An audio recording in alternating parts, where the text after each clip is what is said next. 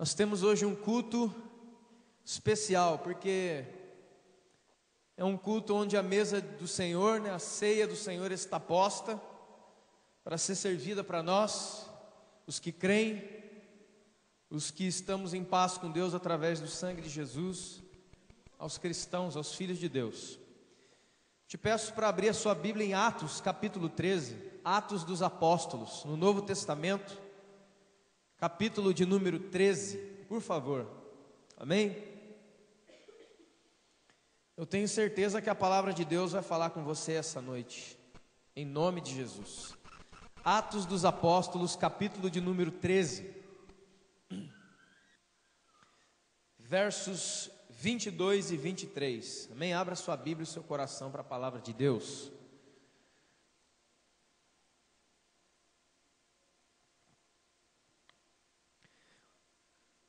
Vamos ler a partir do verso 21, para ficar mais claro.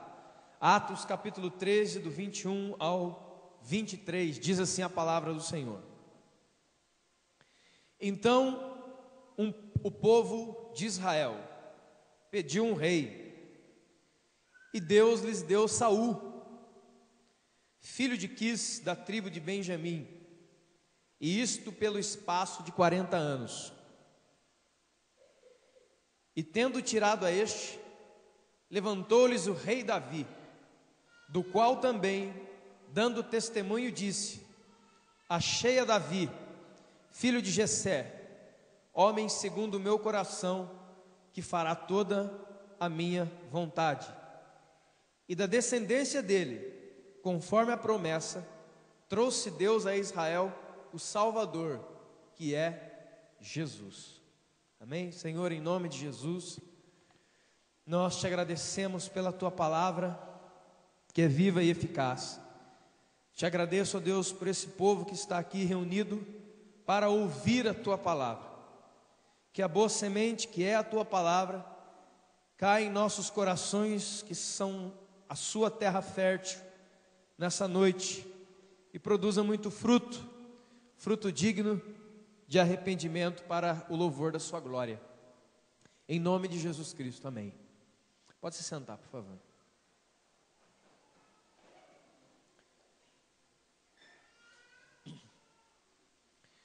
Aqui nós temos o testemunho do apóstolo Paulo em Antioquia, e ele está pregando, na verdade, está testemunhando a respeito de Jesus. E era muito comum os apóstolos e os cristãos da primeira igreja, da primeira época da igreja, quando eles iam falar sobre Jesus, eles não falavam palavras, vamos dizer, palavras soltas, porque eles estavam falando para os judeus, eles estavam falando para as pessoas que eram da religião judaica. Então não adiantava eles começarem a falar de Jesus de qualquer maneira. Então eles iam ao Antigo Testamento e começavam a trazer tudo que os profetas tinham profetizado, tudo que tinha acontecido no Antigo Testamento, que apontava para o futuro, que era Jesus. Amém? Então Paulo, ele vai falar uma coisa que em certo momento da história, o povo de Israel desejou ter um rei. E por que o povo de Israel desejou ter um rei? Porque eles começaram a ver que os povos estrangeiros ao redor de Israel, todos eles tinham um rei, mas Israel, o povo de Deus, não tinha um rei. Por que que não tinha? Porque Deus, o próprio Deus, era o rei de Israel, o próprio Senhor. Mas como eles começaram a ver isso ao redor, nós queremos um rei igual eles têm um rei. E aí Deus deu a eles Saul. Só que Saul, você deve conhecer a história, ele começou muito bem, como a grande maioria começa muito bem, mas no decorrer da sua vida ele foi se afastando do Senhor, se afastando de Deus, se afastando de Deus. E Deus tomou para si da casa de Jessé um garoto, o mais novo dos filhos do seu pai Jessé, e fez dele rei. Mandou o profeta Samuel ungí-lo rei de Israel. E o nome dele era Davi. E desse Davi, diz o Senhor sobre ele a seguinte coisa: que Deus escolheu Davi da casa de Jessé, o mais moço da casa de Jessé, e disse: eu achei um homem segundo o meu coração, que faça toda a minha vontade. Só que tem um problema aqui, né, irmãos? Você não acha que tem algo estranho nisso aqui? Porque quando você vai para a Bíblia, 1 de Samuel, 2 de Samuel, Crônicas e 2 de Crônicas principalmente, você vai ver, por A mais B, que Davi passou longe de fazer toda a vontade do Senhor, aos nossos olhos. Que Davi foi um grande rei, foi um grande salmista, foi um grande homem de Deus, mas daí a dizer que fez toda a vontade do Senhor, quem conhece a história sabe que nós vamos ter um problema para explicar isso aqui, e eu já vou te dizer por quê. E aqui a gente encontra o que é a história de um homem que cometia erros graves, mas quando Deus olhava para ele, falava: esse homem aí, ó, é segundo o meu coração. Então hoje, nesse domingo, onde a mesa da ceia, a mesa do perdão, a mesa da reconciliação está posta para todos nós, eu quero falar por quê que eu creio que Davi foi um homem segundo o coração de Deus, mesmo ele aos nossos olhos não sendo. Por quê? Vou te citar algumas coisas. Primeiro, Davi não era de semente incorruptível como Jesus. Ele foi gerado pelo Espírito Santo. Davi não, Davi tinha um pai e tinha uma mãe. E o próprio Davi no Salmo diz: em pecado me concebeu minha mãe, lá no Salmo 51. Davi sempre soube que ele era, e nunca deixou de ser, homem, ser humano, e todo ser humano comete falhas. Ele é limitado. Às vezes ele não consegue responder à altura do seu chamado, das suas convicções. Não consegue. E ele foi além disso. Eu quero destacar aqui 4 pontos que eu considero que são os pontos principais, mais gritantes, mais explícitos da vida de Davi, que poderiam comprovar facilmente para nós que esse Davi aí, ele era qualquer coisa, mas homem de Deus ele não era. Por quê? Primeiro, ele cometeu um dos piores pecados que se podia cometer naquela época, que foi o adultério. Você conhece a história que certa feita Davi, passeando no terraço do seu palácio, olhou e avistou a mulher que era de outra pessoa.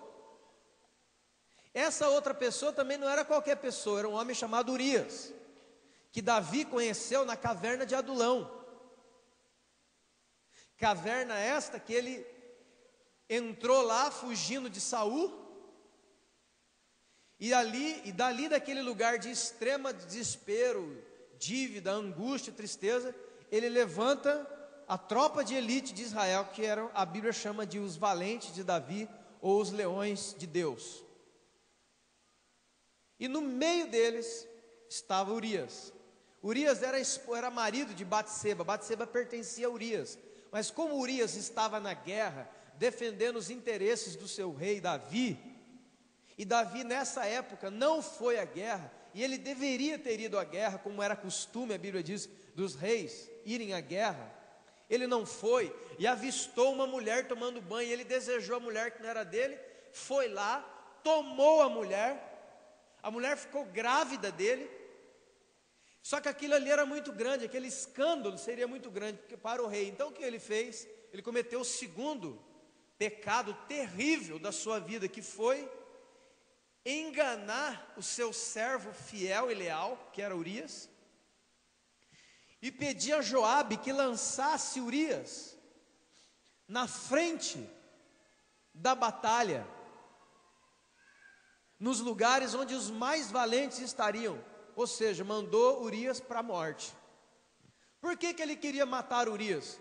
Porque a única maneira de ele se casar com Batseba é Urias morrendo, e isso aconteceu. Urias morreu amando do seu próprio rei. Só que aqui tem umas coisas, a história de Davi é uma riqueza, é um drama. Antes disso, antes de Urias morrer, Urias provou que um homem bêbado numa noite foi mais brilhante do que um rei. Porque antes de acontecer isso, Urias foi chamado por Davi. Davi começou a fazer, irmãos, uma trama nojenta contra eles, porque Batseba estava grávida, e ele não poderia assumir aquele filho. Então ele chamou Urias de volta e falou: olha, deita-te com a tua esposa, vai lá, ela está lá na sua casa, para que Urias fosse, se deitasse com Batseba, e Batseba desse à luz, e o filho poderia ser aclamado como filho de Urias, e não de Davi. Você está entendendo? Então ele chamou ele de volta da batalha e falou: olha, vai lá, vai dormir com a sua esposa, vai lá, vai ter prazeres com ela. Aí Urias fala a seguinte coisa: eu não posso me deitar e ter prazeres na casa da minha própria esposa, porque o meu senhor Joabe e os outros guerreiros estão na guerra. Então, longe de mim fazer tal coisa. Ele dormiu fora de casa. E Davi tentava até embriagá-lo, dando para ele bebida forte para ele ficar bêbado. Mas mesmo na bebedeira ali, mesmo naquele momento de não muito lúcido, ele falou: eu não vou me deitar com a minha esposa. Então falou: bom, então esse filho vai nascer, então você vai ter que morrer, Urias. E Urias foi mandado para a morte. Então Davi tramou, Davi planejou, Davi adulterou, e Davi foi mandante de um homicídio. Ele matou um dos seus amigos mais leais para tapar a sua sujeira. Quarta coisa, que se encontra em 2 Samuel 24. Deus havia dito para Davi: não conte o povo, porque toda a honra e toda a glória é de Deus, sempre foi e sempre será.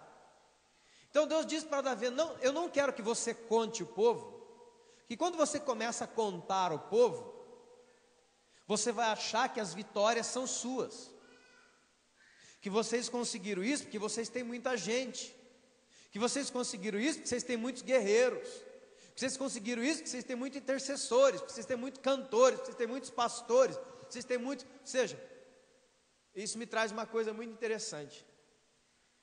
Enquanto alguns contam vitórias, outros contam quantos membros tem a igreja, quantas pessoas vieram no culto, contam vantagem, contam conto, mas, por exemplo, o apóstolo Paulo contava suas fraquezas. É só você ler a Bíblia. E por isso Paulo prevalecia de pé, posto que Davi naquele momento não. Que Davi foi lá e contou o povo, desobedeceu a Deus. E Deus olha para ele e fala assim: muito bem, já que você fez isso, escolhe 3 coisas, porque por uma dessas 3 coisas eu vou pegar e vou castigar você. Assim como no caso de Batseba, o filho de Davi que estava no ventre de Batseba morreu. E a Bíblia diz que Davi orava e jejuava diante do Senhor de dia e de noite, de maneira que ele, num dos seus cânticos noturnos, falou: as minhas pálpebras não se fecharão, eu vou orar e vou jejuar, porque essa criança vai viver. Só que tem um problema. Deus disse através do profeta Natan: essa criança vai morrer. Então Davi provou muito tempo da sua vida os frutos das suas atitudes. Então já quero esclarecer: Deus te perdoa para a salvação, irmão, mas o que você plantou, se você jogou alguma semente na terra, ela vai nascer. Viu? Ah não, Deus me perdoou, acabou tudo. É mesmo quando nós pegarmos um revólver, vamos sair e matar 2 pessoas e depois pedir perdão para Deus. Você vai para a cadeia, cara. E vai passar um tempo lá. Então, veja que um homem segundo o coração de Deus trai, adultera, trama contra os seus próprios amigos, desobedece a Deus e tenta trazer a glória para si mesmo em certo momento. Que homem segundo o coração de Deus estranho, você não acha?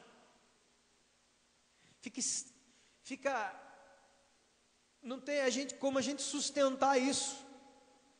Porque esse homem segundo o coração de Deus tem muito mais coisas, mas ele adultera, é mandante de um assassinato, ele mente, faz trama contra os próprios amigos e contra o povo para se gloriar contra a palavra de Deus.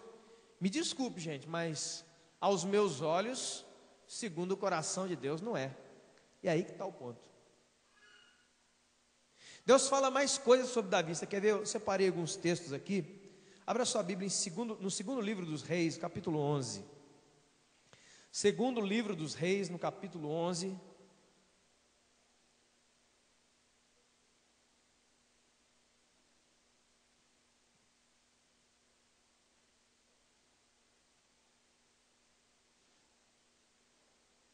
Ou melhor, é primeiro livro dos Reis, irmão, perdão.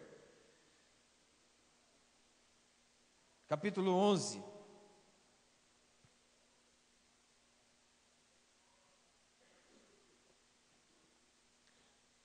A Bíblia fala muito sobre Davi. Entre essas coisas, escute, verso 36. Ao seu filho darei uma tribo, para que Davi, meu servo, tenha sempre uma lâmpada diante de mim, em Jerusalém, a cidade que escolhi para pôr ali meu nome.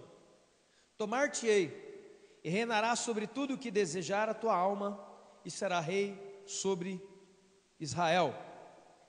Se ouvires tudo o que eu te ordenar, está falando sobre Jeroboão. Se ouvires tudo o que eu te ordenar, e andares nos meus caminhos, e fizer o que é reto perante mim, guardando os meus estatutos e mandamentos, como fez Davi, meu servo, eu serei contigo, edificarei a você uma casa estável, como edifiquei a Davi, e te darei a Israel. Ele está falando uma coisa muito importante aqui. No meio dessa declaração sobre quem seria o próximo rei, Deus menciona um padrão, uma pessoa padrão. E essa pessoa padrão de um bom rei, um bom reinado, é Davi. Davi, o que adulterou, Davi, o que mandou matar, o que mentiu, o que tramou e o que se gloriou além da medida. Ele se tornou exemplo de alguém que guarda os mandamentos de Deus. Primeira dos Reis, capítulo 15, por favor, capítulo 15 do mesmo livro, 2 folhas para frente, verso 1 adiante. No 18º ano do rei Jeroboão, filho de Nabate, Abias começou a reinar sobre Judá. 3 anos reinou em Jerusalém, e era o nome de sua mãe Maaca, filha de Absalão. Absalão, filho de Davi. Andou em todos os pecados do seu pai, que seu pai havia cometido antes dele, e o seu coração não foi perfeito como para com o Senhor seu Deus, como o coração de Davi seu pai. Mais uma vez, Deus declara na sua palavra que o coração de Davi havia sido perfeito na presença de Deus, e que Davi nos seus dias andou na presença de Deus, mas ele adulterou, ele mandou matar, ele mentiu, tramou e se gloriou. Verso 4: por amor de Davi, o Senhor seu Deus lhe deu uma lâmpada em Jerusalém, levantando a seu filho depois dele e dando estabilidade a Jerusalém. Porquanto Davi fez o que era reto perante o Senhor e não se desviou de tudo o que Deus ordenou em todos os dias da sua vida, senão no caso de Urias o Heteu, onde tudo começou, inclusive. Agora veja, o que está dizendo aqui? Aqui tem uma promessa muito forte, que na verdade está no verso anterior, que Deus não tiraria a lâmpada de Jerusalém, a lâmpada de Israel, ou seja, a descendência de Davi é uma descendência que seria para sempre, porque Jesus é descendente de Davi. Porque havia uma palavra que dizia, Deus disse a Davi assim: o seu trono, Davi, subsistirá para sempre, de geração em geração, até chegar Jesus, e Jesus vai ser aquele que trará o trono perfeito, o governo perfeito, e nunca mais terá fim. Mas é da linhagem de Davi, o mandante de um assassinato, um adúltero, um mentiroso e um que trama contra os seus próprios amigos, e um que se gloriou além da medida, o homem segundo o coração de Deus. Se nós não fôssemos cristãos, se nós não fôssemos apegados às Escrituras, e eu tirasse esses defeitos daqui, e colocasse num papel à parte, e te desse, escrito assim, ó, uma pergunta em cima: um homem que faz isso, é segundo o coração de Deus? 4 itens: um homem que mata, que adultera, mente e trama contra os seus amigos, e é orgulhoso. Qual seria a sua resposta? Rápida, clara: não, esse cara não é segundo o coração. De quem é que você está falando? Eu estou falando de Davi. Opa, mas Davi era de Deus. Quando você vai ao Novo Testamento, por exemplo, você vai encontrar o apóstolo Paulo, na carta que ele escreveu aos Romanos, dizendo a seguinte coisa: eu sou um homem desventurado, eu sou o pior dos pecadores. Por quê? Aquilo que eu quero fazer, não consigo fazer, e aquilo que eu não quero fazer, eu acabo fazendo, porque tem uma coisa morando na minha carne, na minha natureza humana, terrestre, que se chama pecado, a minha fraqueza. Se você pegar os relatos da vida de Paulo minuciosamente, você vai perceber que várias vezes ele falhou, que ele começa como um apóstolo orgulhoso. Por exemplo, a primeira vez que ele se encontra com os apóstolos mais antigos, que andavam com Jesus, Pedro, Tiago e João, no concílio da igreja, no primeiro ajuntamento da igreja em Jerusalém, lá no livro de Gálatas você vai encontrar isso, Gálatas 2, 3 você vai encontrar isso, que quando ele tem uma discussão com Pedro, e ele fala a seguinte coisa assim, ó: quando eu me encontrei com os apóstolos mais velhos que andaram com Jesus, estes apóstolos tinham fama de ser colunas da igreja, mas quando eu encontrei com eles, sabe de uma coisa? Eles não passaram nada para mim, eles não me pareceram coisa alguma, me pareceram iguais, não me acrescentaram coisa alguma, diz o texto. Mais adiante, você vai ver que Paulo cresce na fé, e ele fala assim, ó: eu não sou um apóstolo legítimo, eu sou um apóstolo abortivo, porque eu não andei com o Senhor, eu vim depois. E mais lá na frente, quando ele está mais maduro na fé, ele vai falar assim, ó: eu sou o menor dos apóstolos, não sou nada.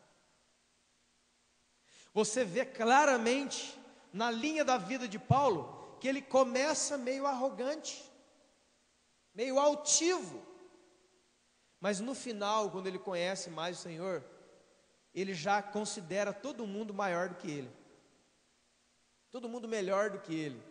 Mas quando nós lemos, irmão, você sabe que Paulo era um ícone, vamos dizer assim. Ele era um homem de Deus de uma envergadura muito forte. Mas ele também teve uma briga, ele também teve uma discussão com Barnabé e João Marcos, que ele não tolerou a fraqueza de João Marcos, que em determinado momento tinha que acompanhá-los para a próxima cidade, ficou com medo. Então ele chegou para Barnabé e falou assim: ó, nós vamos para a próxima cidade, mas eu não quero que esse cara vá junto não. Eu não quero que João Marcos é aquele que escreveu o Evangelho de Marcos. Eu não quero que esse cara vá junto não. Porque lá na outra cidade ele abandonou a gente, ele fraquejou. E a Bíblia diz no grego que eles tiveram um paroxismo. O que é isso? Uma discussão, né? Ô irmão, eu não quero dizer para você, em nome de Jesus, não leve o nosso amado querido. Não, tiveram um pega para capar, foi tão grande que a equipe se separou. Barnabé não andou mais com Paulo. Paulo errou. Mas lá na frente, quando Paulo amadurece, você vai encontrar ele dizendo assim, ó: vai na casa de Arquipo, traz a minha capa, traz os meus pergaminhos e traz também João Marcos, porque ele é útil para o meu ministério. Mudou de ideia, é? Então você vê, irmãos, os erros. Pedro andou sobre as águas, negou Jesus, deu B.O. lá na frente em Gaza, enfim. Quando nós olhamos qual é o padrão que nós colocamos para o que seja homem e mulher de Deus. Primeiro, é um padrão que a grande maioria não tem. Tem. É um padrão que você deseja que alguém tenha, mas sendo que quem tinha que ter primeiro era você. Então fica aquele jogo de empurra. Alguém tem que ser de Deus, e você, eu não. A nossa maneira de pensar o que é ser uma pessoa segundo o coração de Deus, está mais ligado à carne, à religiosidade, ao que nós aprendemos errado, e não tem nada a ver com o Evangelho, porque se o padrão que nós colocamos é o certo, a Bíblia está errada. Porque Deus não poderia olhar para Davi e dizer que ele era um homem segundo o coração dele, que ele andava nos mandamentos e estatutos, que ele era exemplo de bom rei. Não poderia dizer, por quê? Porque o cara adulterou, matou, mentiu, enganou, tramou e foi orgulhoso. Não é esse o padrão. Só que quando você olha mais profundamente, você vai encontrar o que é que a Bíblia está dizendo e o que é que Deus está dizendo. E por que eu separei Deus de Bíblia? Porque eu quero mostrar para você duas situações: a situação da Bíblia e o que Deus quer falar conosco essa noite, amém? Primeiro, quando isso foi colocado, o rei Saul, que era rei, estava caído. Por que é que ele estava caído? Porque faz tempo que ele andava em desobediência contra Deus. Como que ele andava em desobediência contra Deus? O coração dele era orgulhoso e soberbo. Tudo que Deus falava para ele fazer, ele não fazia, fazia pela metade. Vai lá e mata todos os inimigos. Aí daqui a pouco está lá o rei Agag no meio. Mas o que o rei Agag está fazendo aí? Não, porque eu matei todos os inimigos, mas o rei, eu deixei ele aí, porque, né? Faz mal para ninguém. Foi obrigado o profeta Samuel cortar a cabeça de Agag fora, para que se cumprisse. Outra feita que foi a conta, Saul foi sacrificar como se fosse sacerdote. E aí Deus mandou o profeta Samuel e falou assim: ó, obedecer é melhor do que sacrificar. O Senhor teu Deus te rejeita hoje diante da face dele, porque obedecer, Saul, é melhor do que sacrificar. Porque o Senhor não quer gordura de carneiros e de cevados, Ele quer que se obedeça a sua palavra. Olha a pessoa que está do seu lado, fala: obedeça a palavra. A multidão dos nossos sacrifícios não adianta, gente. Como diz, é debalde, é tolice.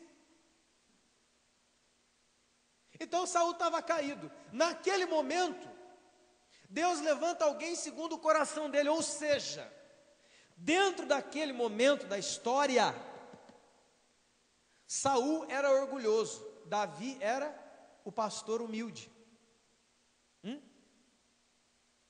Por isso, você vai ver, por exemplo, no Salmo número 103, abra sua Bíblia aí.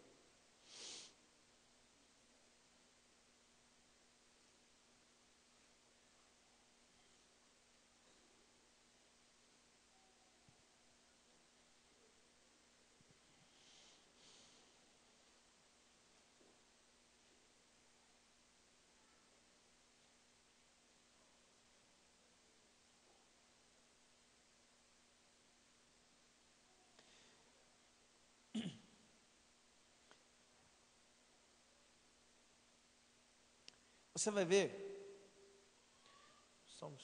Salmo 138, perdão, querido. Salmo 138, eu vou ler para você. É o Salmo 138, versículo 6. Davi fala, por que Deus escolheu ele e chamou ele homem segundo o coração dele? Porque o Senhor é supremo, contudo, atenta para os humildes, mas os soberbos ele os quer longe. Aí você vai ver os provérbios de Salomão, filho de Davi. Você vai ver tantos provérbios falando: não seja orgulhoso, não se estribe no seu próprio entendimento, seja humilde que Deus é com você, seja humilde que Deus é com você. Quem escreveu? Salomão. Salomão, filho de Davi, ele viu isso do pai dele. Certo? Então, veja que naquele momento da história, Davi foi o homem segundo o coração de Deus, porque naquele momento o coração de Davi era aberto para os comandos de Deus, para as ordens de Deus, para cumprir tudo que o Senhor falava. Mas Saul não era mais. Entendeu, irmão? Amém? Naquele momento da história, naquele momento, ele foi chamado homem segundo o coração de Deus, porque o coração dele era humilde, e o de Saul já estava longe de Deus faz tempo. Agora, os nossos olhos contemplam um padrão que nós não temos, que nós queremos, e isso é o que nós chamamos de religiosidade. A religiosidade é mortal, porque ela cobra do outro o que você não faz. Por isso que quando Jesus, lá em Mateus 23, pegou os fariseus hipócritas de jeito, ele disse assim, ó: vocês são fariseus, vocês são hipócritas, porque vocês fazem coisas, pedem coisas, exigem coisas pesadas das pessoas, mas vocês que estão pedindo esse padrão, não têm esse padrão, vocês não movimentam isso nem com o dedo. Lembro da época do exército.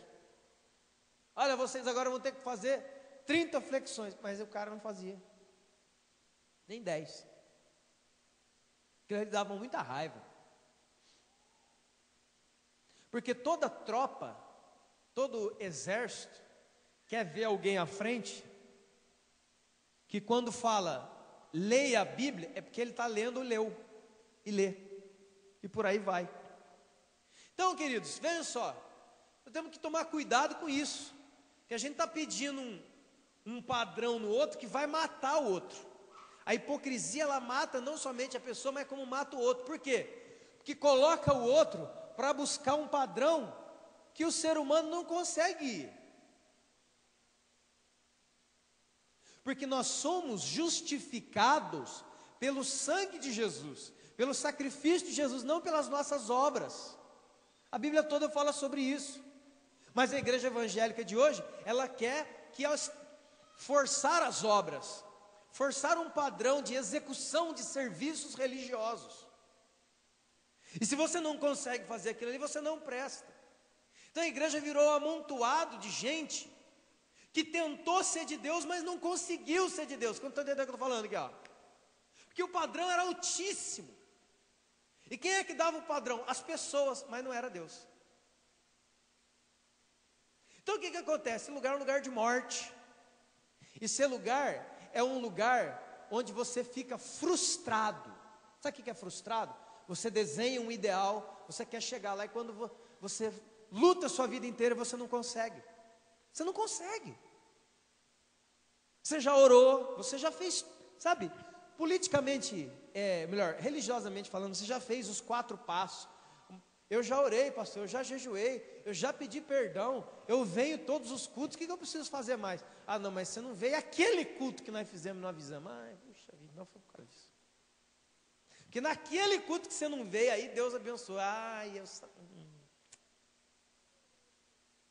né? Então, quando nós olhamos para Davi, nós vemos um outro padrão. É da mesma maneira que eu coloquei 4 itens contra, eu vou colocar 4 bases, não a favor, mas que mostram aonde os olhos de Deus estavam, quando ele falou que Davi era segundo o coração dele. Ou você acha que a onisciência de Deus não sabia que Davi ia errar em algum lugar? Você acha que Deus escolheu Davi da casa de Jessé, porque Davi jamais iria pecar? Irmão, não há um justo, nenhum sequer. A Bíblia diz, até o levantar do renovo de Davi, que se chama Jesus, aquele que não tem pecado, o Cordeiro de Deus que tira o pecado do mundo.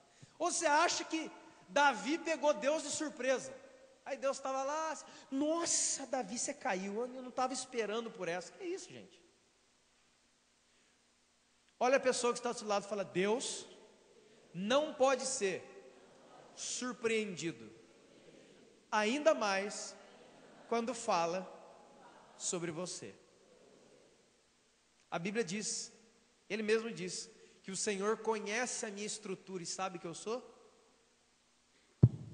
pó. Quando Deus chama você para a obra do ministério, quando Deus chama você para fazer alguma coisa na igreja, você acha que Deus está esperando de que você seja o Senhor fantástico?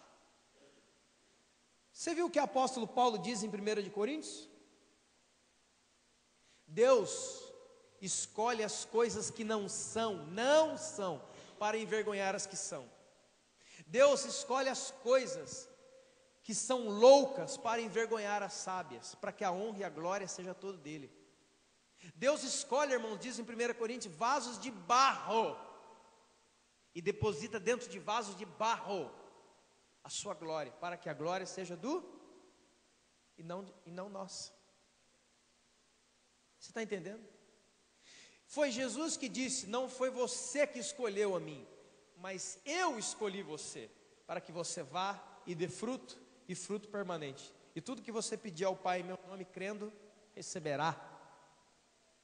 Aí você acha que Jesus olhou para João, para Pedro, para Tiago, pescadores, e olhou e falou, aqueles caras ali são perfeitos, eles vão comigo. Você acha que foi isso? Irmão, os 12 apóstolos do Cordeiro, inicialmente eram as 12 tranqueiras, eram as piores pessoas. Ou você acha que um pescador na Galiléia 2000 anos atrás era uma pessoa ilustre, politizada, versada nas escrituras? Não. Você vê, Jesus escolhe Pedro, e Pedro dá tantos problemas, não é? E depois que Jesus morre, ressuscita, Pedro está lá pescando de novo, voltou para a velha vida, Jesus vai atrás dele. Deus queria Pedro. Deus queria Pedro. Se Deus quiser você, irmão, é como eu sempre digo para alguns irmãos, é igual peixe fisgado. Sabe o que é peixe fisgado? Você vai no rio, no mar, você vai pescar, aí você joga a isca, o peixe dentro d'água, é um leão, né? Ele já está no anzol, ele já está na linha no anzol, ele já está preso, ele já está fisgado, mas ele fica lá, pula, e tenta fazer um monte de coisa, mas ele já está fisgado. Deus está aqui no molinete, ó.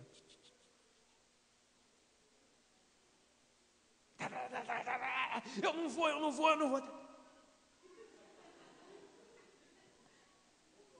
vou fazer isso não, Deus, eu vou sair dessa. Daqui a pouco você está dentro do cesto, querido. O exemplo do apóstolo Paulo, a quem o Senhor disse a seguinte coisa: Paulo, duro é para ti reagir contra os aguilhões, contra os anzóis, porque eu escolhi você, Paulo, para que você saiba quanto você deve sofrer por amor do meu nome. Paulo não tinha saída, Deus pegou ele, Deus pegou a mim, e tomara que Deus pegue todos aqui em nome de Jesus. Todos falharam, todos pecaram e estão destituídos da glória de Deus. Essa visão de Deus sobre o caso. Agora veja, ele adulterou, mas ninguém foi como Davi, que aprendeu a ser obediente e honrar aquele que estava acima dele. Saul, o seu perseguidor, Saul perseguiu Davi com morte muitos anos, e várias vezes não, algumas vezes Deus entregou Saul nas mãos de Davi. Sabe o que Davi falou? Quando ele podia matar o seu inimigo: eu não posso tocar no ungido do Senhor. Esse homem aí, Saul, está caído. Esse homem aí, Saul, está fraco. Ele está biruta. Os demônios entram dentro dele e eu tenho que ir lá tocar a harpa para ele ficar desendemoniado. Eu tenho que ajudar ele. Saul perdeu, mas Saul continua rei, a coroa, o óleo está sobre a cabeça dele. Eu não posso fazer isso. Nível de obediência e de amor pelaquilo que Deus disse. Ele não tocou no seu rei, no seu líder, mesmo vendo que o seu líder, já estava para lá de Marrakech já. Tinha ido embora faz tempo. Eu não vou tocar. Eu não vou pôr a mão em nada. E quando Saul, naquele momento, o seu grande inimigo morreu, sabe o que ele fez? Oh Deus, aleluia, Senhor, Tu és fiel, que mata os meus inimigos e aquele que me persegue, aleluia, vamos fazer uma festa. Foi isso? Davi chorou, jejuou, pranteou a morte de Saul por dias, de Saul e Jonatas. Irmão, que homem é esse que chora a morte dos seus inimigos? Tem gente aqui que nem é seu inimigo, você já quer matar. Nem é. Ou quantos aqui já foram perseguidos de morte por mais de 10 anos? Levanta a mão aí. Ninguém. Ele poderia ter agido como um ser humano reles qualquer. Morreu meu inimigo. Oh glória, vamos fazer a festa no arraial de Israel. Ele chorou a morte de Saul, que ele amava Saul. Ele amava Saul acima do ódio e da inveja que Saul sentia dele. Você consegue fazer isso? Isso atrai a atenção de Deus, no meio dos seus erros, no meio dos seus pecados, no meio das suas falhas, no meio das suas impossibilidades e limitações. Você pode ter qualidades que atraem a Deus. Por isso, Davi foi sim o homem segundo o coração de Deus. Porque enquanto Saul o odiava, ele colocava amor, obediência e honra para o rei dele acima de tudo isso. Ele teve a espada do próprio Saul, quando Saul estava dormindo na caverna, contra a sua garganta, e falou: não vou fazer isso, não vou eu e ninguém vai, hein? Foi proteger o seu rei, mesmo que o seu rei estava contra ele para o matar. Você quer ser segundo o coração de Deus? Como diz Hebreus capítulo 11, da sua fraqueza, tire força. A Bíblia diz em Hebreus, na galeria dos heróis da fé, que homens extraordinários faziam o quê? Levitava, soltava raio pelos olhos, fogo pela mão, não, tiravam força da fraqueza. Esses são homens notáveis, extraordinários, que a Bíblia conta. Segunda coisa, Davi, na sua vida, derrotou completamente, obedecendo às leis de Deus, os seus inimigos, os amalequitas, os filisteus, e principalmente, e aquela gama de povos que estavam ali, que adoravam deuses pagãos, demônios, que eram extremamente maus e queriam invadir a terra que Deus tinha dado como promessa a Abraão. Deus não iria permitir isso nunca. Enquanto Saul deixava, matava mais ou menos, Davi exterminava.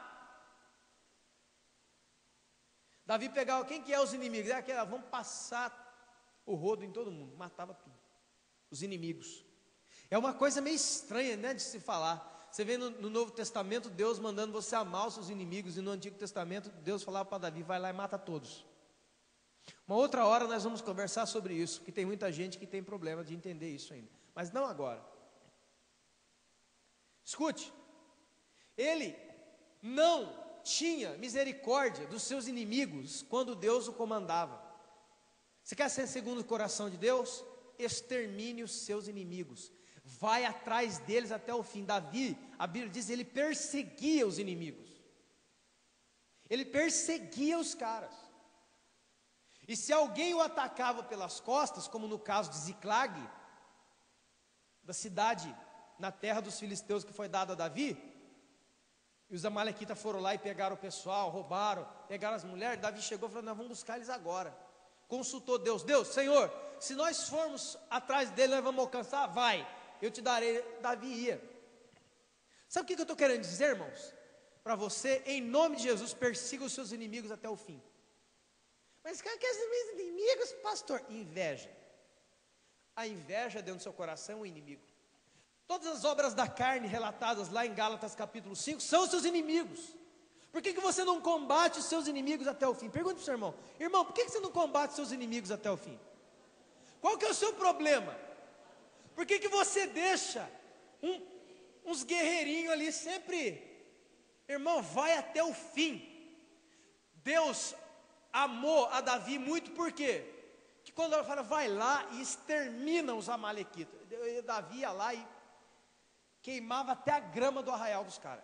É isso que ele tem que fazer: perseguir as obras da carne que lutam contra você, perseguir os seus pensamentos maus, destruir eles totalmente, perseguir os problemas que um tem com o outro tem com um, totalmente, até vencê-los totalmente. Não deixa alguns vivos não, gente.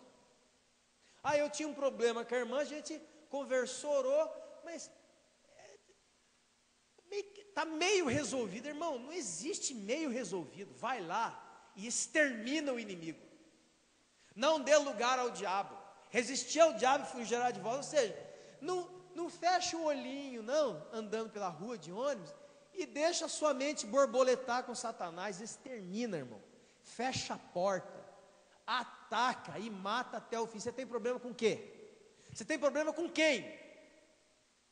Você já sabe quais são os seus inimigos? Sei, eu tenho um problema muito grande de aceitação. Eu tenho um problema com o irmão. Eu sou não sei o quê. Eu sou ciumento, sou desconfiado, eu sou iracundo, eu sou isso, sou aquilo. Enfrenta até o fim, a gente deixa de perseguir. Deus fala para você num culto como esse: o seu problema é esse, destrói. Amiguinho, vamos fazer paz. Como é que você vai fazer paz com os inimigos que te destroem por dentro? Persiga os seus inimigos até o fim e os destrua. Não é para fazer prisioneiro, é para matar todo mundo. Amém? Amém? Os inimigos, né, irmão? Agora, deixa eu fazer aqui para não... Olha a pessoa que está do seu lado, fala: irmão, eu sou seu amigo. São seus inimigos internos e os demônios. Não vai sair numa cruzada para arrancar o Kleber da igreja, não, pelo amor de Deus. Amém, querido? Cuidado, hein? Vigia. Davi tinha um coração de adorador. Quando ele venceu e foi ungido rei, ele trouxe de volta para Jerusalém a arca da aliança do Senhor, que há muitos anos estava esquecida na terra dos filisteus. Ele falou: não, a arca de Deus nós vamos buscar, vamos agora buscar. Ele catou os melhores soldados, os valentes, falou: nós vamos buscar. Onde que está? Está lá, vamos buscar.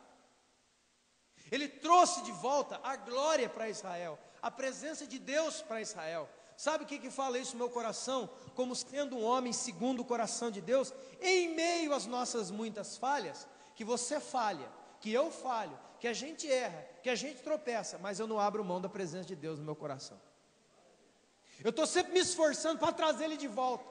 Eu estou sempre me esforçando. Eu errei ontem, errei hoje, essa semana não foi muito boa, talvez a outra não seja, mas dentro do meu coração tem um desejo de sempre trazer a presença de Deus de volta, de sempre ser um altar de adoração, de sempre ser alguém onde Deus... Tem uma canção muito linda,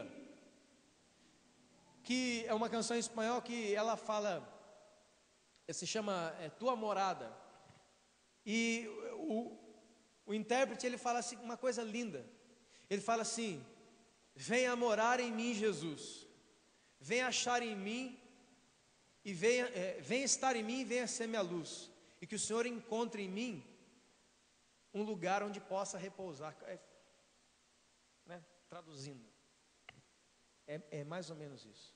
Olha a oração dele: Senhor, venha morar em mim, venha fazer de mim a sua morada, um lugar onde você ache descanso e repouso, venha morar em mim. Algum dia você já orou isso? Davi, mesmo em meio aos seus erros, era segundo o coração de Deus, porque ele amava Deus. Ele amava, ele queria ver a glória do seu Senhor no meio de uma vida limitada e de erros. Próximo. Tem entre tantas coisas, sabe? Enquanto ele tentou enganar enganou Urias, fazendo aquele jogo: olha, dorme com a sua mulher. E Urias falou: não vou dormir, porque Joabe, meu senhor, e os guerreiros estão na guerra, não vou fazer isso. Ele tramou aquilo. De outro lado, ele mostrou uma coisa que é ímpar. Quando ele, na caverna de Adulão, quis beber a água que estava em Belém, os seus guerreiros, seus valentes, 3 deles ouviram isso, desceram a Belém, no meio do arraial dos filisteus, derrotaram os inimigos, trouxeram um cálice de água para Davi. Sabe o que Davi fez? Ele podia dar a golada do prazer. Oh, glória, era isso que eu queria, obrigado, Senhor. Ele pegou aquela água e falou assim: ó, eu vou oferecer essa água que os meus guerreiros me trouxeram com sacrifício, como um sacrifício também a Deus. E ele derramou aquela água como sacrifício. Você está vendo, irmãos, que no meio das falhas, no meio das coisas humanas de Davi, ele tinha um coração diferenciado, porque as pessoas não fazem isso. O brasileiro, tem uma maldição sobre essa nação. Sabe o que é? É a lei de Gerson. Sabe o que é a lei de Gerson? Tem que levar vantagem em tudo. Isso é uma maldição. Em nome de Jesus, extirpa isso da sua vida, arranca fora. Eu estava com vontade de beber água, orei, e os meus irmãos trouxeram água, eu já logo bebi, glória. Ele não, ele via, se tem uma coisa que Davi sabia fazer, era prestar honrar a Deus. Na questão do censo, na questão da contagem do povo, acontece uma coisa tremenda. Deus diz a ele: você vai escolher 3 coisas, e as 3 coisas eram coisas pesadas de morte. Uma delas é assim: você vai cair nas mãos dos teus inimigos, Davi. E a outra diz assim: olha, você pode escolher uma peste que venha 3 dias sobre Jerusalém, sobre o teu povo. Davi escolheu essa, sabe por quê? Porque a peste não viria só sobre os seus homens, viria também sobre ele. Ele estava arrependido e queria sofrer junto com o seu povo. E a peste veio. O anjo trouxe a peste, com espada desembainhada em cima de Jerusalém. E Davi chorava, lamentava e jejuava, pedindo perdão a Deus do que ele fazia. Sabe qual que é a marca tremenda de Davi? Davi errava, Davi caiu, Davi tropeçou, Davi pecou. Mas quando caía a ficha dele do que ele fez, ele se prostrava diante de Deus em arrependimento, como nenhum outro na Escritura. No caso de Batseba, ele já estava ali com ela, Urias já havia morrido, os panos quentes já tinham sido colocados em cima da situação, já era, abafou. Deus manda o profeta Natã, numa das passagens bíblicas que eu particularmente mais gosto. O profeta Natã chega para Davi, Quero contar uma história para você, meu rei. Ah, pode contar. Tinha um homem muito rico e outro muito pobre. Ele, O homem muito rico tinha muitas casas, muitas fazendas, muitas riquezas. Tudo que ele queria, ele tinha. E se ele não tivesse, mandava buscar. E o outro era muito pobre e só tinha uma cordeirinha. Aquela cordeirinha, ele amava aquela cordeirinha, era a única que ele tinha. Dormia junto com ela até, de tanto que ele amava ela. Certo dia chegou um visitante na casa do homem rico e ele mandou tirar da única cordeirinha que aquele pobre homem tinha para matar.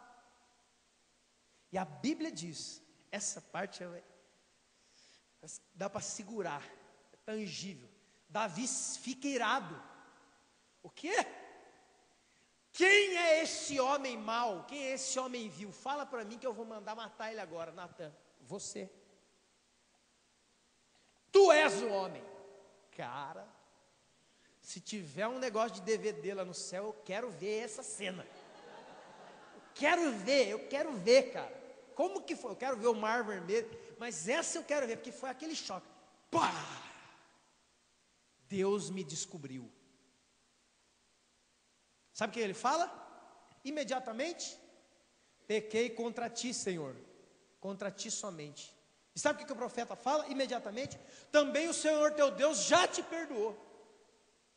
Que ele conhece que o seu coração se arrependeu mesmo, de verdade. Mas a espada não se afastará da sua casa. Você está perdoado, mas vai ter consequência, viu, Davi? Tamar é estuprada, morta. Aminon é morto por Absalão. Absalão pega todas as esposas e concubinas do seu pai e tem relação com ela na frente do povo inteiro, porque Deus diz para ele assim: olha só, escute isso, irmão. O que você fez em oculto, Davi, com a mulher de Urias, os teus filhos vão fazer na frente de todo o povo de Israel. Bateu forte. Davi foi perseguido e expulso pelo seu próprio filho da sua casa. E teve que assistir a morte de muitos de seus filhos de longe. Amargurou isso. Foi doído. Olha, só para você ter uma ideia de algumas coisas a respeito disso. Salmo 38, Salmo 32. Como Davi era um homem segundo o coração de Deus. Escute. Olha como ele errava assim como você e eu, mas isso não tirou dele isso, não tirou o olhar de Deus olhando para ele: Davi, você está errado, você errou, você pecou, mas eu consigo ver em você, Davi, coisas boas. Olha o Salmo 32, Salmo de Davi: bem-aventurado o homem cuja iniquidade é perdoada, cujo pecado é coberto. Bem-aventurado o homem a quem o Senhor não atribui iniquidade, e em cujo espírito não há dolo. Enquanto eu calei os meus pecados, os meus ossos se envelheceram pelos meus constantes gemidos todo dia, porque a tua mão pesava sobre mim de dia e de noite, e a minha força foi indo embora do meu corpo. Mas quando eu confessei o meu pecado e a minha iniquidade não mais ocultei, disse: confessarei ao Senhor as minhas transgressões, e tu perdoaste a iniquidade do meu pecado. E aí continua. Depois tem uma aqui que eu amo, fala assim: olha, não seja como a mula e como o cavalo, que com freio é dominado. Obedece a Deus. Obedece a Deus. Salmo 38. Não me repreenda, Senhor, na tua ira, nem me castigue no teu furor. Cravam-se em mim as tuas setas, e a tua mão recai sobre mim. Não aparte sana minha carne por causa da tua indignação, não há saúde nos meus ossos por causa do meu pecado. Pois já se elevam acima da minha cabeça as minhas iniquidades, como fardos pesados excedem as minhas forças. Tornam-se infectas e purulentas as minhas chagas por causa da minha loucura. Sinto-me encurvado e sobremodo abatido, e ando de luto todo dia. Quem anda em pecado anda assim. Quem fica fazendo as coisas pensando que ninguém está sabendo, mas ele sabe no fundo que Deus está vendo, ele anda assim. Você vai ver, por exemplo, no Salmo 51, todos os salmos de Davi. Compadece-te de mim, ó Deus, segundo a tua benignidade, e segundo a multidão das tuas misericórdias. Apaga as minhas transgressões, lava-me completamente, purifica-me do meu pecado, pois eu conheço as minhas transgressões, e o meu pecado está sempre diante de ti e de mim. Pequei contra ti e contra ti somente, e fiz o que é mal perante os teus olhos, de maneiras que será tido por justo no teu falar, e puro no teu julgar. Eu nasci na iniquidade, e em pecado me concebeu a minha mãe. Eis que te comprases na verdade no íntimo, e no recôndito me fazes conhecer a sabedoria. Purifica-me e ficarei limpo, lava-me e ficarei mais branco que a neve. Faz-me ouvir o júbilo de alegria, para que exultem os meus ossos que esmagaste. Esconde o rosto dos meus pecados e apaga todas as minhas iniquidades. Cria em mim, ó Deus, um coração puro, e renova dentro de mim um espírito inabalável. Esse era um homem que errava como você e eu. Esse era um homem que cometeu pecados que, em nome de Jesus, ninguém aqui fez. Não faz. Era um homem que aos olhos humanos não poderia ser chamado alguém segundo o coração de Deus, porque o nosso padrão é errado. Não é o olhar de Deus, porque Deus, como disse ao profeta Samuel: Samuel, não atentes para a sua aparência, porque o homem vê o exterior, mas Deus vê o coração. Deus não foi pego de surpresa porque Davi errou. Deus já sabia que ele havia escolhido um rei, queria pecar, queria falhar. E agora eu vou te dizer, querido, Deus é suficientemente poderoso para continuar Deus, para continuar misericordioso, benevolente, bondoso, poderoso, mesmo olhando todos os dias para a multidão dos nossos erros. Ele é Deus. Você pode aplaudir o Senhor?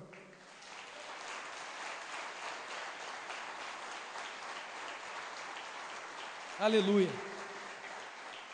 Ao Senhor toda a glória. Agora essa para encerrar aqui.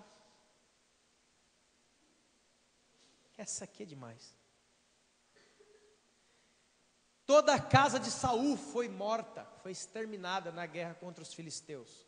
Saul, Jonatas, amigo de Saul, os filhos e as filhas de Saul, a casa real de Saul, toda ela foi destruída, exceto por uma pessoa. Um garoto que na época desse rolo todo tinha 5 anos, e que na época que Saul e Jonatas foram mortos pelos filisteus, e a casa de Saul estava sendo dizimada de todo, a serva de Jonatas, filho de Saul, pegou ele nos braços e foi correndo, e nessa corrida ele caiu e quebrou os 2 pés. O nome desse jovem é Mefibosete. Mefibosete significa aquele que quebra, o quebrador de ídolos, ou aquele que destrói a ruína.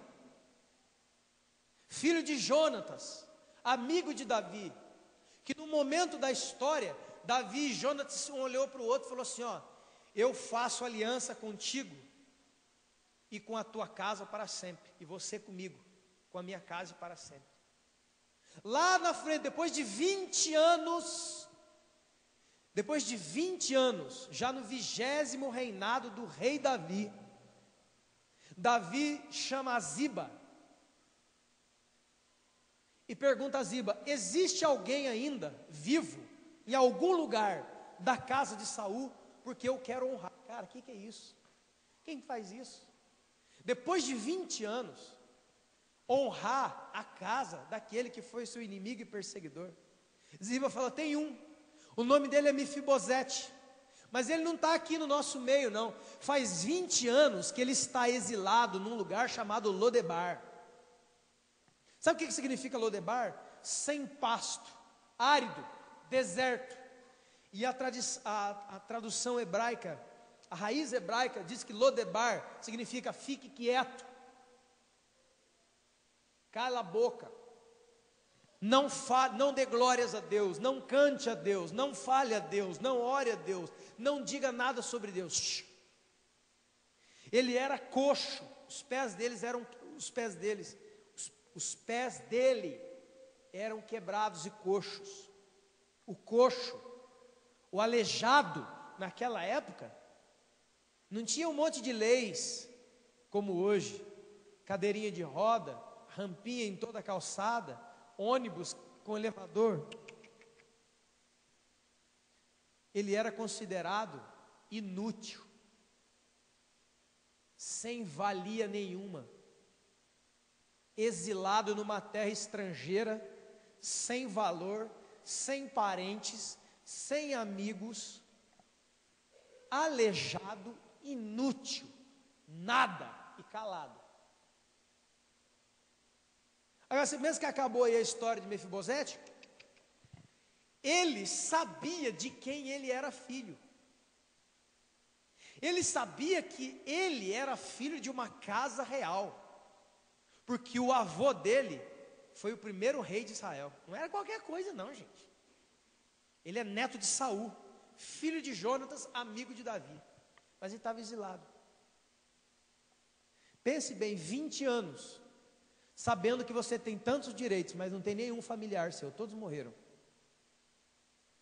Que você é de uma linhagem de uma casa real. Só que, inclusive, sabe o que o próprio Mefibosete fala a respeito dele mesmo? 2 de Samuel, ele diz assim: eu sou um cão morto, eu sou um cachorro. A minha vida é vida de cachorro, não é cachorro vivo não, bem tratado não, é cachorro morto.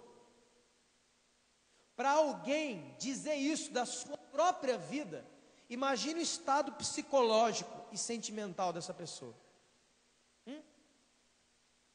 Davi falou: eu quero saber onde ele está. Manda trazer Mefibosete, o cachorro morto, o aleijado, o filho da casa que tentou me matar, que está em Lodebar, que é um lugar sem pasto, árido, o lugar de silêncio, e manda trazer para Jerusalém, porque eu quero que ele se assente na mesa do rei. Eu quero honrar o aleijado, eu quero honrar esse aí, que pensa que ele é um cachorro morto. Eu quero honrar esse jovem, que é o último da casa, daquele que foi o meu inimigo por muitos anos. Eu quero que ele se assente ao redor na mesa comigo, e seja tratado como filho dentro da minha casa, e coma pão e beba comigo. Davi errou, Davi transgrediu, como você, como eu, como todos os seres humanos. Mas Deus pode sim olhar para você e ver qualidades incríveis, que os outros não veem. Sabe por quê, irmão? Porque o olho do ser humano é mau. Já disse Jesus: seus olhos forem maus, seu corpo estará em trevas. Hoje nós padecemos de um grande mal, nós não conseguimos ver qualidade mais, é tudo ruim. Os erros e os pecados dos outros nos encobrem de uma maneira que nós ficamos cegos. Olha aí, ó. Você seguiria um adúltero? Alguém que mandou matar um dos melhores amigos, fiéis? Um orgulhoso e um mentiroso que faz trama para detonar com os outros? Você seguiria uma pessoa assim? A gente quer distância dessa gente, a gente quer distância de quem erra. Só que isso é uma loucura, porque você também erra. E para onde você vai se ausentar de você mesmo? Uma das melhores coisas criadas, ao meu ver, é o espelho. Embora o uso do espelho hoje é um uso errado, porque nós vamos diante do espelho para quê? Maquiar as nossas imperfeições. Aí estou com espinha, estou com isso, estou com não sei o que, e passa com a pó na cara, faz o cabelo, faz não sei o que, o cara está ficando careca aqui, está ficando careca, e aí pinta o cabelo, né? Faz uma coisa assim. O cara está ficando com cabelo branco, quer esconder a velhice, a cara está enrugada, mas ele quer cabelo preto para quê? Já sabe, irmão, para, desiste disso. Inclusive, cabelo branco, diz a Bíblia, é sinal de honra. Mas isso aí, vamos para lá. Ô glória, dá glória a ele. Então, queridos, é porque está saindo, né? Estou falando da velhice.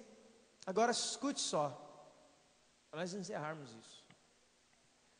Tudo que você tem que ouvir hoje, querido, tinha que ouvir é a seguinte coisa: que Deus conhece você, e conhece como ninguém, e Ele sabe as suas fraquezas, transgressões, dificuldades. Ele sabe o que você não consegue fazer ainda, Ele sabe. Mas aí dentro de você, você pode sim se tornar uma pessoa de Deus. Porque senão ele não poderia ter falado aquilo de Davi. O problema é que quando nós olhamos, nós só vemos as coisas ruins. Deus não, Deus vê coisas boas. E sabe de uma coisa? Sabe quem que é o Mefibosete? Nós somos Mefibosete. Nós somos os aleijados que não conseguem andar no caminho de Deus direito. Hã? Ou é só eu aqui? Nós somos aqueles que vamos com Deus, daqui a pouco é tudo. Nós somos aqueles aleijados que precisamos ser muitas vezes grudados, ou assim, levados pelos outros irmãos. É como aquele aleijado na porta do templo, que foi curado por Jesus, através da palavra do apóstolo Pedro. Nós somos aqueles aleijados que mesmo vindo para Jerusalém, que significa cidade de paz, cidade de luz, saiu da cidade, do mundo, do desespero do Lodebar, e veio para Jerusalém, comer na mesa do rei. Quem é o rei? Jesus é o rei, porque Davi é tipo de Cristo. A vida de Davi aponta para Cristo, nas suas qualidades, é lógico. Antigo Testamento é tipo de Cristo. E o Mefibosete somos nós, que estávamos exilados no mundo. São aquelas pessoas que começaram na casa real e se desviaram e estão no exílio há muitos anos. Estão calados, frustrados, não conseguem andar no caminho de Deus, são aleijados. E nessa noite Deus está chamando você, Mefibosete. Viu? Você é Mefibosete. Você é o aleijado que fala: eu sou um cão morto, eu não mereço estar na igreja. Eu não posso estar na igreja porque eu erro, porque eu peco, porque eu pequei. Eu não posso nem entrar daquela porta para dentro, porque vocês não sabem a minha vida, Deus sabe a sua vida. E estende mão de misericórdia para todos. Você é o Mefibosete, que inclusive a Bíblia diz que ele vem para a casa de Davi, se assenta na mesa do rei, come com o rei, mas continua com os pés quebrados. Sabe de uma coisa? A justificação é um ato soberano pelo qual Deus declara, através do sacrifício de Jesus, que você está inocentado, não pelas suas obras, mas pela obra da cruz. Não porque essa semana você foi fantástico e orou e jejuou o dia todo, mas pela obra da cruz. Não porque essa semana você leu 60 não sei quantos capítulos da Bíblia, mas pela obra da cruz. Porque a salvação não vem de obras, para que ninguém se glorie. Eu quero te convidar a ficar de pé.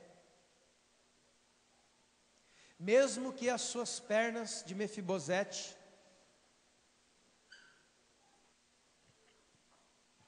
mas eu não sou digno de comer com Jesus hoje.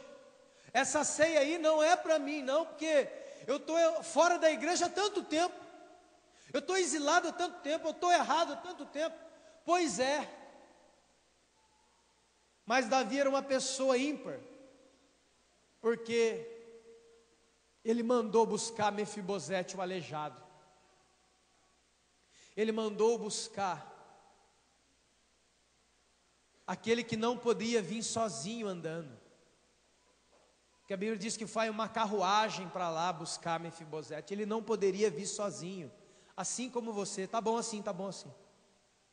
Assim como você. Ele não poderia vir sozinho. Sabe quem que te trouxe aqui hoje? Não foram as suas pernas, querido. Foi algo que nem você sabe o que explicar o que é, mas foi o Espírito de Deus.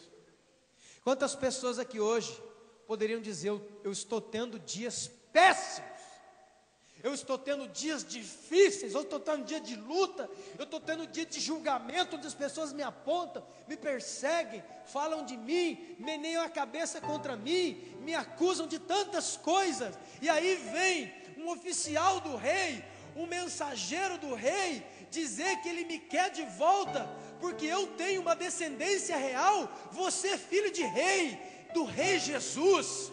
Não importa o que você passou, onde você esteve, os pecados que você cometeu, se você confessar os seus pecados, Ele é fiel e justo para perdoar os seus pecados e te purificar de toda transgressão. E não tem voz de homem, nem acusação de demônio que possa dizer o contrário, porque a Bíblia diz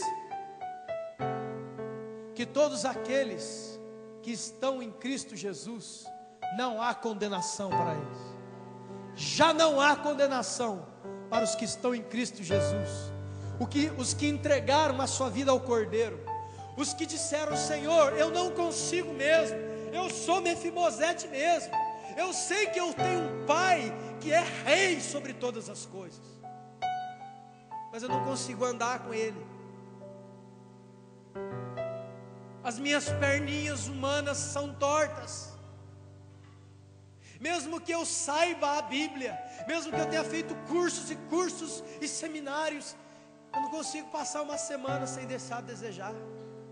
Eu erro, eu falho, eu caio. Mas você pode ser um homem de Deus. Você pode ser uma mulher de Deus. Você pode ser segundo o coração de Deus. Você pode pôr a mão no seu peito. A Bíblia diz